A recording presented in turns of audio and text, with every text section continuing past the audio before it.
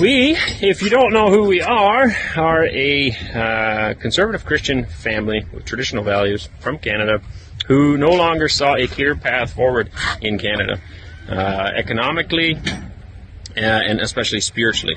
It is becoming very dark in the West. There's things going on there that totally go against God and against the Bible, and it's only getting worse, and we've seen that since we were kids. It's just slowly declining more and more and more. So people often ask why we moved, and I don't like to get into details because our channel is not about politics. It's just about our family and our love for farming, love for God. But ultimately we see a continual decline away from God in the West, and it got to the point where we sit down and we say, listen, what's the future hold for our children? What kind of a future will they have if we stay in Canada? And it became a decision that we needed to make now, knowing that what we've seen change in the last 10 years is only going to continue to accelerate that decline.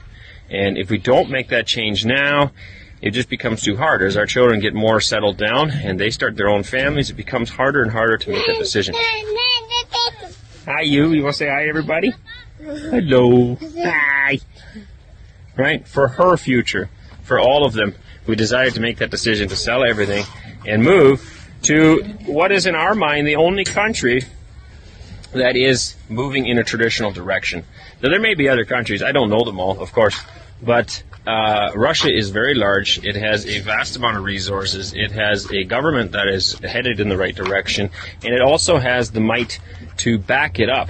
And unfortunately, a lot of other countries that do try to head in a better direction get stopped because economically they are tied to Western countries who then dictate their policies. Russia doesn't have that problem, and that is one main reason we chose Russia. Russia also has a very similar climate to Canada, and it looks the same. I mean, anybody that's from Canada can see this doesn't look any different than Canada.